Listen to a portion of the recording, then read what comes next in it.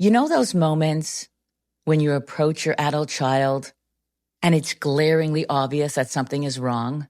They've got a scowl on their face, their body is slouchy, they're quieter than usual.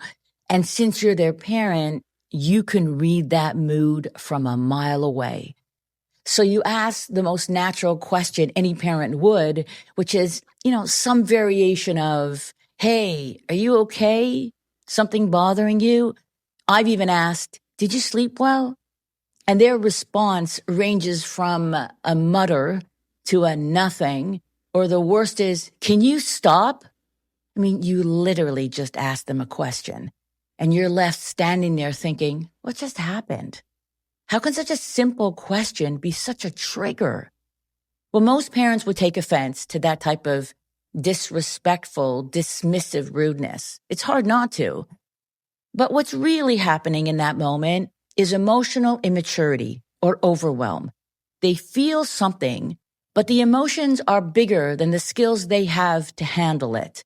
Their brain shifts into a sort of stress response, triggered by your question. They can't name what they're feeling, and what's worse, they don't believe that talking about it will make them feel better. So the quickest way for them to get relief is to shut the conversation down because they don't have the emotional capacity to work through it. If this sounds like something you frequently experience, then stick around. I'm Shari Jonas, and this is Launch, a podcast for parents with older kids in their 20s and 30s who are struggling to launch into adulthood. And just so I'm clear, I'm not talking about all adult children. There's a big difference between an adult child who can't launch and one who won't. Well, this podcast is geared towards young adults who can live productive, responsible, and purposeful lives. They're just choosing to be entirely dependent. And for things to change, you need to step in with a completely new perspective and approach, which is what I hope to bring to you with each episode and with my course, The Journey to Independence. Registration is now open, so if you're curious, the link is in the show notes. Today's episode is about emotional intelligence and why it plays such a powerful role in your adult child's ability to communicate their feelings, cope with stress, take responsibility, and move forward in their life. Many people have heard of emotional intelligence, but if asked to explain it, they might struggle. No worries.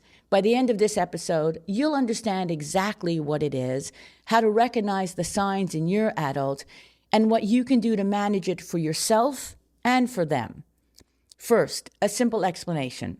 Emotional intelligence, also known as emotional quotient, or EQ, is the ability to recognize, understand, and make sense of our emotions so we can handle ourselves in a way that keeps us steady and in control rather than letting our emotions take over. It's also having the capacity to understand what someone else is experiencing and then responding in a way that strengthens that connection instead of shutting it down. Researchers Peter Salovey and John Mayer were the first to study it, and later Daniel Goleman popularized it when he showed that emotional intelligence is one of the biggest predictors of how well we handle stress, communicate with people, and recover when life gets hard. Here are some signs that your adult child may be struggling with low emotional intelligence. They have difficulty handling stress or frustration. They shut down when they feel pressured.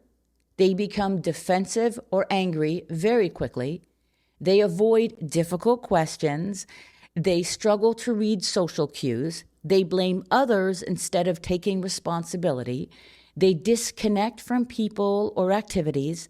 They overreact to everyday challenges, and they have trouble following through because even simple tasks feel emotionally overwhelming. And when they withdraw, isolate, or hide in their room, it is rarely laziness or lack of motivation. It's because that is all they can manage. Learning about emotional intelligence is so important when you're parenting a struggling adult. Research shows that it plays a huge role in their motivation, resilience, communication, and decision making. When young adults can't manage their emotions, they remain stuck and easily overwhelmed by the pressures of adulthood. But working together and helping them to strengthen their emotional intelligence gives them the tools they need to become confident and independent. And once you understand emotional intelligence, you'll see your adult child's behavior through a very different lens. For example, when they get overwhelmed by small things and react impulsively, withdraw, or become defensive, they are not consciously choosing those reactions. They are experiencing emotions they can't name and don't know how to regulate. On the other hand, a young adult with higher emotional intelligence can usually identify what they're feeling and they can stay calmer under pressure. They think more clearly during stressful situations. They communicate without escalating, and they recover faster after disappointment. They're also able to read social cues and they understand how their behavior impacts others. But here's the good news. Those are all skills, not personality traits, which means they can be learned. At this point, you might be wondering how this happened to your adult child. Well, research shows that it is shaped by both nature and nurture. Some kids are just born with a temperament that is more sensitive or reactive, and they just take longer to recover. Those biological traits can influence how they learn emotional skills. But the environment plays a much bigger role. That's the nurturing part. Children learn by watching how the adults around them manage their own emotions, how consistent or chaotic the home feels, how anxious or stable their parents are, and how safe it is for them to express themselves. For example, when their environment is unpredictable or when a parent rescues too quickly, these children get fewer opportunities to develop their own emotional capacity. Now, that's such an important distinction, and I want parents to think about that. This is not about blame. It never is. This is about understanding where emotional skills come from and why some young adults reach adulthood with a shortage of them. But thankfully, emotional intelligence does not stop developing in childhood. It grows throughout a person's life when they face real world challenges that require them to cope, communicate, and problem solve. It also strengthens through social experiences where they learn to read cues, manage conflict, and understand other people's perspectives. And it develops when someone consciously decides to pay attention to their emotions, to reflect on their reactions, and to practice better ways of responding.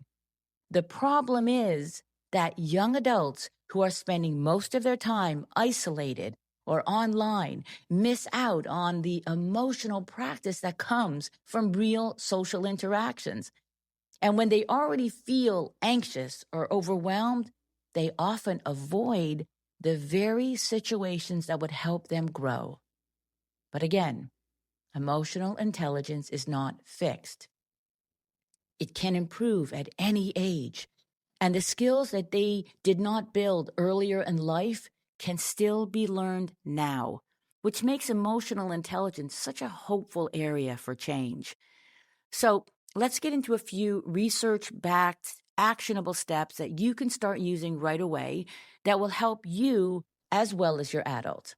When adults struggle with low emotional intelligence, they have difficulty making sense of their own emotional reactions.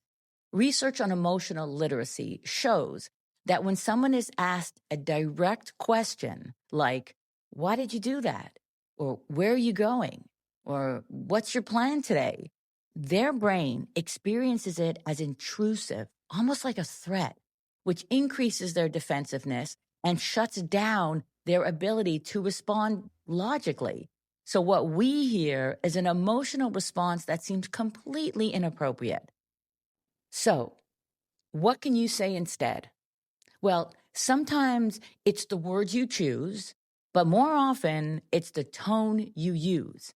So, next time you want to ask them a question, take a moment, pause, breathe, and soften your entire approach. Remove any urgency or judgment from your voice. What I find works well is not to start with a question at all. Begin by talking about yourself. Mention what your plans are, what you did today, what you feel like eating. Then add, and what about you? You snuck the question in the end. You can even sandwich it in the middle, but it will throw them off because it's so unexpected and disarming. Their guard was down. You didn't start off with the usual probing question. Instead, you calmly talked about yourself or your plans, and the focus was not on them. And so their emotional brain wasn't triggered. This is why direct questions often backfire. Their brain interprets that as pressure, expectation, even interrogation. But when you take the spotlight off of them, you will keep them engaged longer in conversation. This also explains why co-regulation is so important. Your emotional tone has a powerful effect on your adult child's nervous system. When you stay steady, calm, and grounded, they take their emotional cues from you. But when your tone is tense, frustrated, even anxious, their brain picks that up instantly and their emotional intensity rises. Co-regulation is simply you keeping the temperature so low that they can borrow your steadiness and mirror your calm until they have enough emotional intelligence to create their own. And this is backed by years of research that when one person in a conversation stays even-tempered, the other person's emotional reactivity decreases. Regulating yourself, working on your own emotional intelligence is such an important part of keeping your adults' emotions from escalating. Now, if they didn't learn this from you when they were younger, it is not too late to teach them now while they're still living with you. Which brings me to another very powerful tool for improving emotional intelligence, and it works really well for us as parents. You might have even heard of it because it's becoming a fairly popular expression. If you can name it, you can tame it. When you can identify the emotion that you are feeling, it activates the thinking part of your brain, which is called the prefrontal cortex. That's the area responsible for reasoning, decision-making, and self-control. Once that area is triggered, the emotional part in our brain, which is called the amygdala, deactivates or decreases. So it's actually quite simple. Naming an emotion helps a person move from their emotional state into a calmer, more thoughtful one. That's why therapists often ask, and how does that make you feel? It's a strategic question. They are guiding you to identify the emotion because, again, naming what you feel shifts the brain from its emotional center to the area that helps you think more clearly. I find this practice to be very helpful because so often we experience our own emotional reactions to our adults. So when we can identify in words what we're feeling, the intensity will always decrease, and we can then gain more control over how we respond. Try this the next time you're being overly emotional or triggered. Name the feeling. Literally say it out loud. This is making me feel uncomfortable, sad, or scared. Because when you can name it, you can tame it. And before I move on, I do want to credit Dr. Matthew Lieberman at UCLA for doing so much work on this concept. Now we're coming to the end, and I hope that with a better understanding of emotional intelligence, everything about your adult child's behavior will make more sense. You stop thinking they're lazy or unmotivated and realize they're overwhelmed or under-equipped and struggling with emotions they were never taught to manage. They don't want to avoid life. They're operating with an emotional system that hasn't caught up to the demands of adulthood yet. When you see it that way, you will finally understand that growth is possible and that you can play a meaningful role in helping them move forward. And here are the changes that you will begin to notice. Their reactions will no longer feel personal. There will be less outbursts and shutdowns or defensiveness. The atmosphere in your home will shift.